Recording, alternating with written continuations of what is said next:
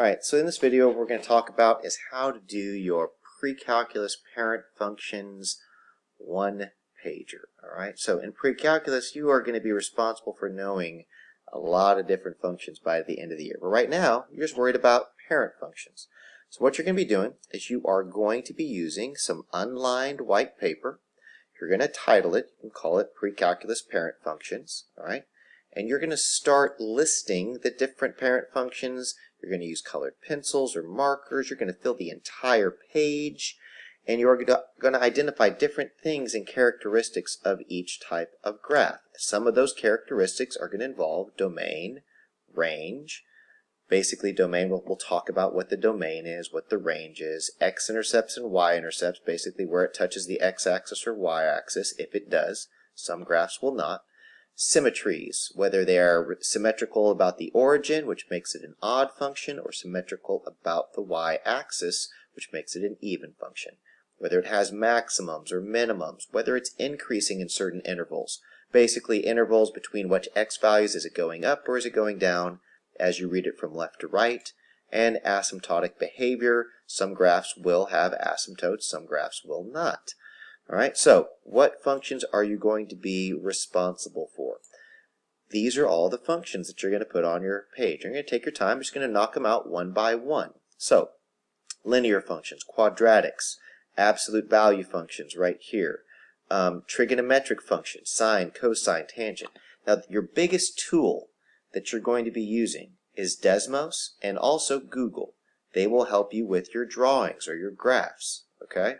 So let's do an example real quick. Let's go down here and let's take a look at the absolute value function. So I'm going to go ahead and zoom in a little bit. We're going to talk about increasing, decreasing, that type of stuff. So if you just follow along with me, this is the parent function for the absolute value function, known as f of x equals x, also known as y equals the absolute value of x, which creates this graph. Now what I'm going to do is I'm going to go over here to Desmos real quick. We're going to type it in as well. That's your reciprocal or rational function. So I'm going to close that out, and I'm going to type in y equals, actually let's do function notation, f of x equals, and we're going to do the absolute value. Now you'll notice here, this thing has a little keyboard, so I'll put down here, click it up, there shows the keyboard, there's the absolute value bars, you put an x, and voila, there's your function. If you want to create a table, you hit the little gear, convert to a table. Now you have points that you could plot right there. You can clearly see you have 0, 0, 1, 1. Ooh, that's the x-intercept and the y-intercept right there, 0, 0. So you could use Desmos to help you. Now, what else could you use? You can type it in. You could type in, what is the parent function, spell it correctly, absolute, there we go, parent function absolute value, and you see, there it is, y equals the absolute value of x. There's the equation. So you can use your resources, Google and Desmos, to help you graph it, make tables, all that stuff. So what we're going to do right now is we're going to talk about domain and range and stuff like that. So let's start with the domain. Alright, so what is domain? Domain is how far a graph goes from the left to the right. So you'll notice from left to right, it goes forever to the left and forever to the right. I'll add a couple of arrows here. Whoever drew this graph didn't draw arrows like this. Technically, you'd have arrows going in both directions. There we go. So it goes forever to the left, forever to the right. That's why in interval notation it says it goes from, it's supposed to be a soft bracket. That's why it has that curve. Negative infinity to positive infinity, another soft bracket. So that's how you would write it in interval notation. Another way you could say it is just put all real numbers. If it goes from negative infinity to positive infinity, another way to write the domain is just writing the words all real numbers. You could write that in.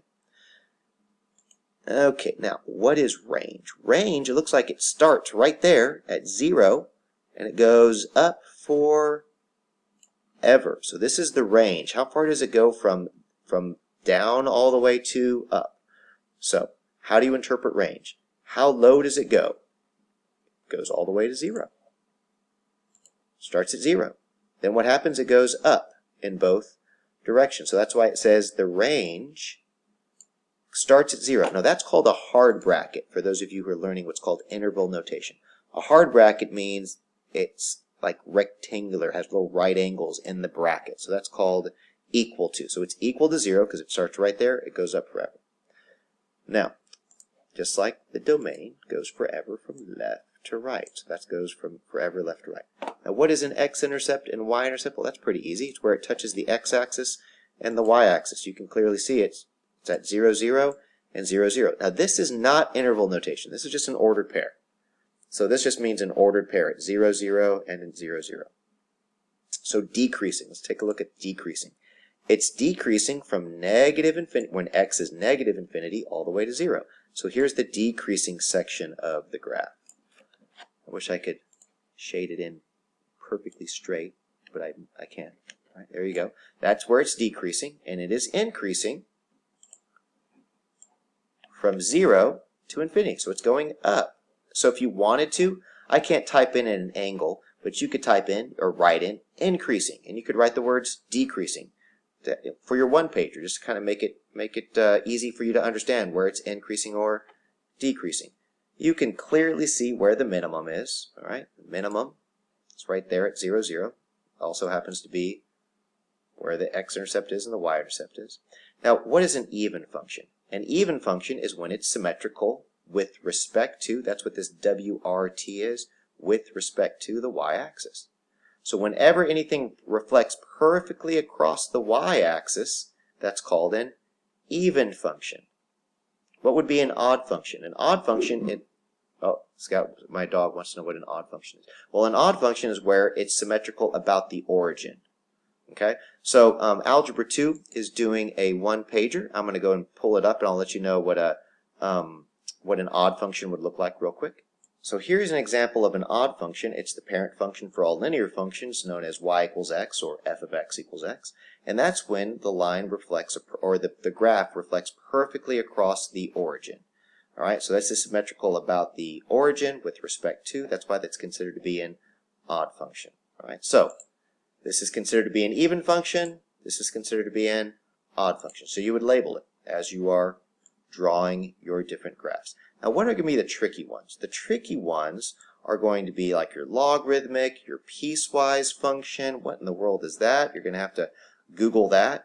And also your trigonometry. Now, this is where Desmos is going to come in handy. So I'm going to help you out with the trigonometry because that might get you a little bit concerned. Let me go to Desmos.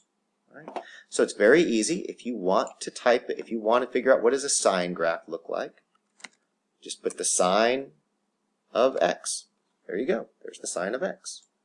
Now you're like, what am I supposed to graph on the sine of x? So you could Google that and kind of figure out what does the parent function of the sine function look like and just graph that portion.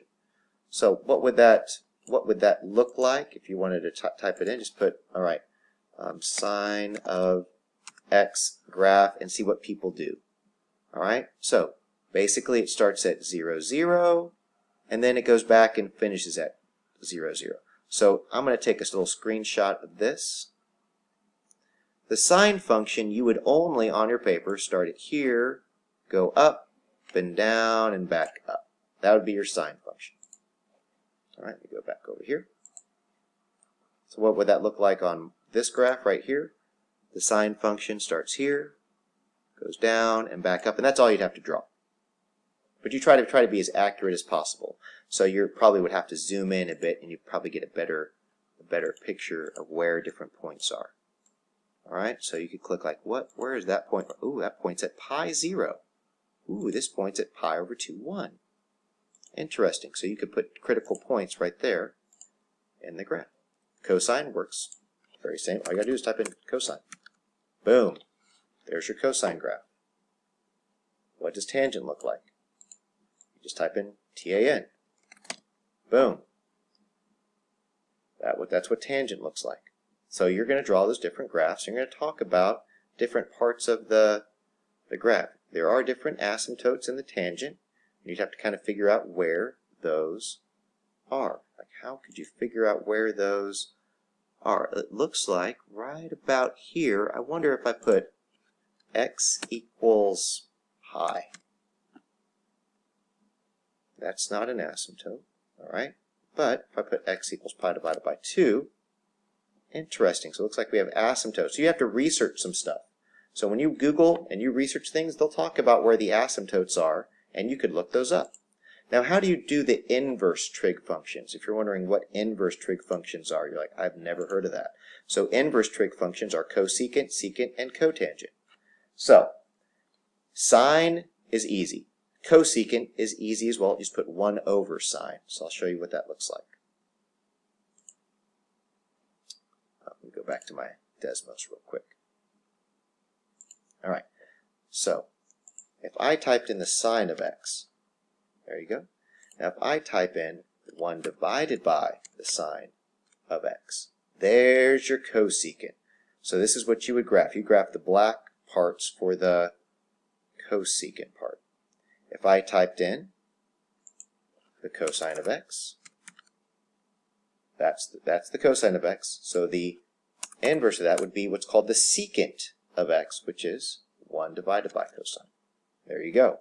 Once again, you'd be drawing the black graphs.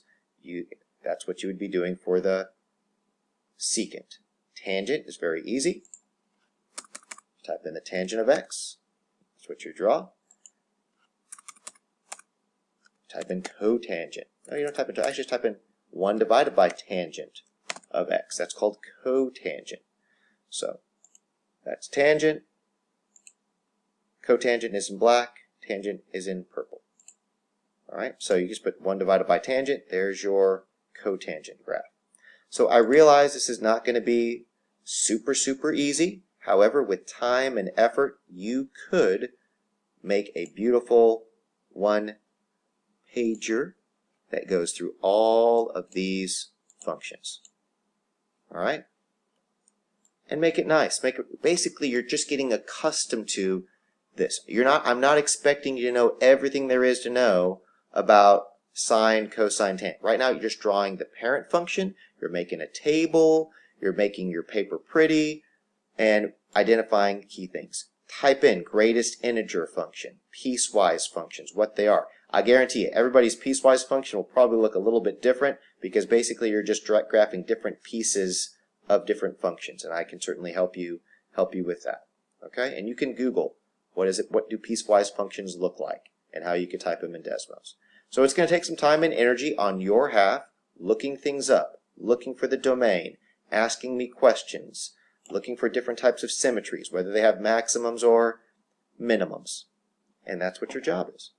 All right, so you're going to have a couple of days to work on this, so you better take some time because you can't get this all done in just 5 minutes. You're going to actually have to take some time and energy to make this awesome. So if you want to kind of see some examples of one-pagers, all right, I'm just going to put one-pager math examples. All right, one-pager math examples. All right, wow. These are some things that students have created as one-pagers. I'm just going to randomly click on an image. This has nothing to do with your topic, but here's something that a kid did on family concepts. Here's somebody that did something on fractions and what fractions are. You, on the other hand, are doing something on the parent functions of precalculus. So please take your time and energy and do it right. If you have questions, reach out to me and I'll do my best to explain what they are. Here's an example right here of the different pieces of an absolute value function. Good luck, and I hope to see some beautiful representations in the next coming days.